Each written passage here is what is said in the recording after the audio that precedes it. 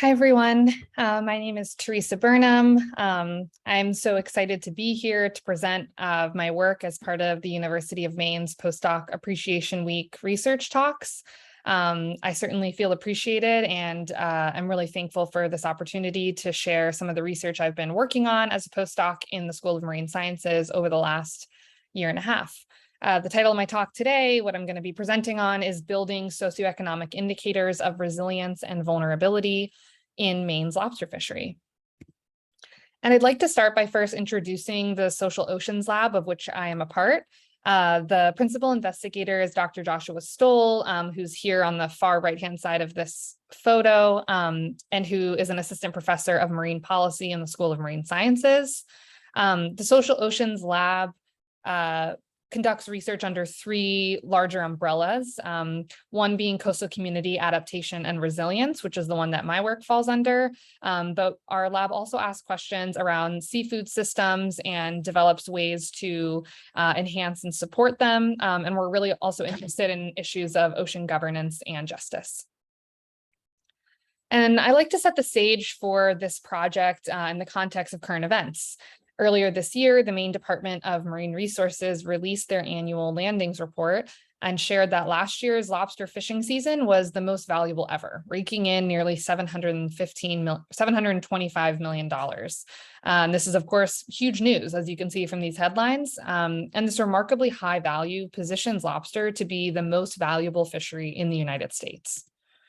However, a couple of the headlines reporting on the industry's record-breaking values in 2021 also point out that the lobster fishery has been facing serious challenges over the last year. While the price that lobstermen were able to get for their catch was at an all-time high, prices for operational expenses were also up. And that includes things like traps, supplies, fuel, and especially bait, which has been increasingly difficult to source in recent years. Lobstermen have also expressed having trouble finding and retaining sternmen to work on their boats and process their catch. And of course, the industry has been facing increasing competition for ocean space, and that may significantly that may result in significant regulatory changes that would present additional hurdles to lobstermen and associated industries. However, right now, landings and value are the primary metrics that are used to measure the status of the fishery, leading to an assumption that if price and catch go up, things are really great in the fishery, and likewise, if they go down, things are not so good. So following that logic, 2021 was an extremely good year, in fact, the best ever for the fishery. But as we just touched on, catch and value may not fully capture the serious challenges that the fishery is facing.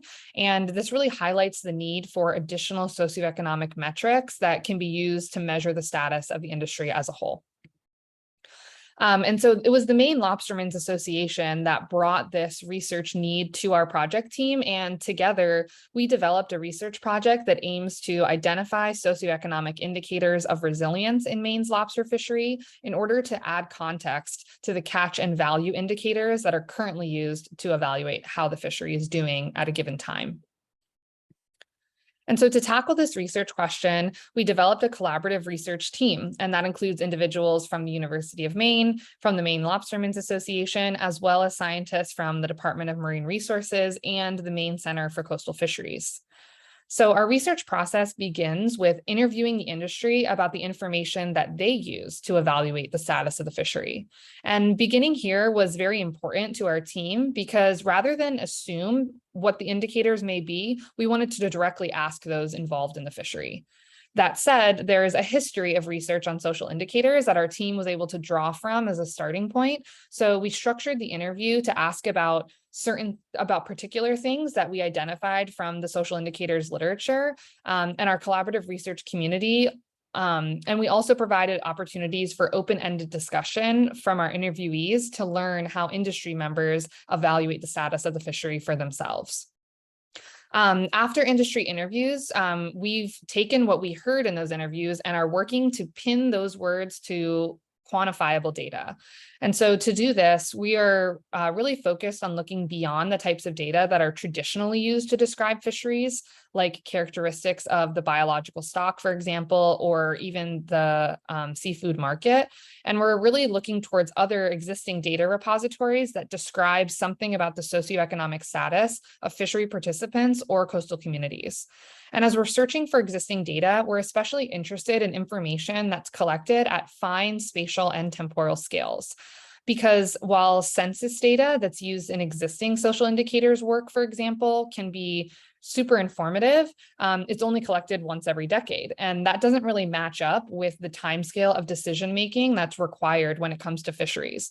And so we have really looked for information that's collected more frequently and at as fine of a spatial scale as possible.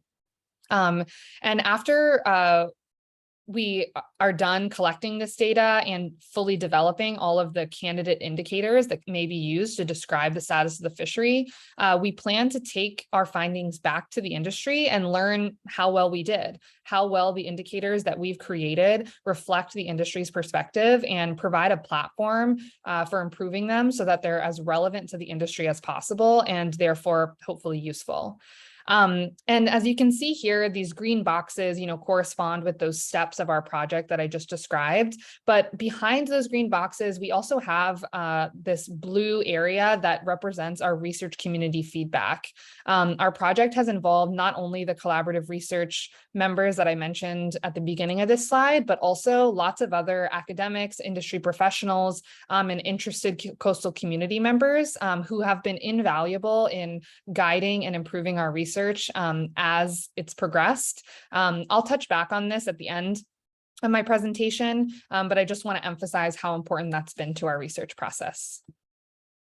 So we conducted 38 interviews along the entire coast of Maine last year, and through those interviews identified over 100 different metrics that individuals use to evaluate the status of the fishery. We prioritized exploring those metrics by how often they were identified as important, and then grouped important metrics together into 8 candidate indicators. And before sharing the 8 candidate indicators that we've identified in our research to date, I just want to note that this process is still ongoing, and the exact composition of each candidate indicator is likely to change as we continue to gather information from our interviews and source new data sets. And like I mentioned, we also expect to get feedback from industry during the validation process to sort of fine tune and hone our indicators even further. But with that, these are the 8 indicators that we've identified so far. Using our interviews and the data sets that we've been able to pin to them, we identified coastal accessibility, physical and mental health, profitability, financial health, business investments, personal spending, risk-taking, and community composition as indicators of the status of the fishery that go beyond just how much was caught and what the price was that lobstermen were able to get for that catch. And to sort of show you the behind the scenes of each of these indicators, you can see here that each one is supported by all sorts of different specific data points.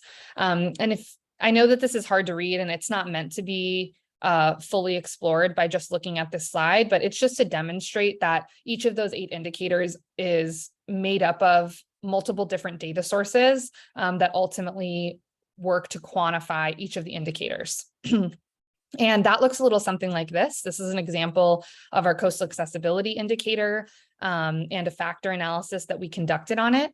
So you can see here that median listing price, total new listings, the number of days on market, an affordability index that Maine Housing has developed, as well as the total number of households and how many Airbnbs in a given place.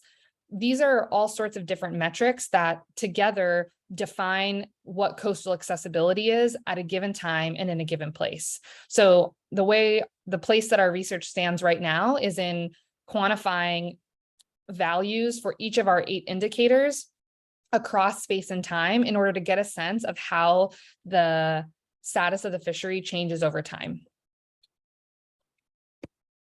And finally, In order to sort of add some context to the application target of this research, this here is a figure from the Atlantic States Marine Fisheries Council, which shows the biological targets that are used to make management decisions in the lobster fishery.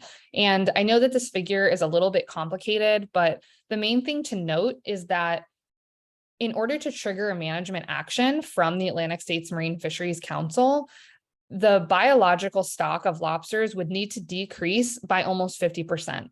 And as you can imagine, that would be not only devastating biologically for lobster, but socioeconomically, it would also be devastating for the state of Maine. And so we'd like to establish our candidate indicators and work with the Atlantic States Marine Fisheries Council to develop a fishery industry target that may trigger a supportive management action in a case where the socioeconomic indicators we've identified start to slide to a level that tells us that there's a problem in the fishery. So that way we don't end up getting to a place where the negative socioeconomic decline is actually felt in our state. And to wrap up, I want to provide an invitation to collaborate. This little graphic here is art that was created by Allison Horst, and I have her Twitter handle there at the bottom of the slide. And this really, if you look at it closely, shows all of the benefits of open data science and collaborative research. Our collaborative research project wouldn't be possible without this robust research community that we've developed, and that has given us guidance and helped us refine our methods throughout the whole process. I'm going to go ahead and put a link in the chat for anybody that may be interested to participate in open monthly meetings that we've been holding to get feedback from individuals that may be interested in learning more about this work and contributing however they may see fit. I'll also put my email in the chat and would be really interested in talking more with interested individuals. And with that, I want to thank you so much for listening to me describe the postdoc work that I've been working on. Here are the list of the full project team, as well as our funders, who include NOAA Fisheries, National Sea Grant, and also the Mitchell Center for Sustainability Solutions here at the University of Maine. I'm really proud to be a postdoc here, really proud to participate in this event, and look forward to finishing up the research project and presenting to you all when it's complete and we have indicators to share and new management strategies to explore. So thank you very much. I hope you all have a wonderful day. Goodbye.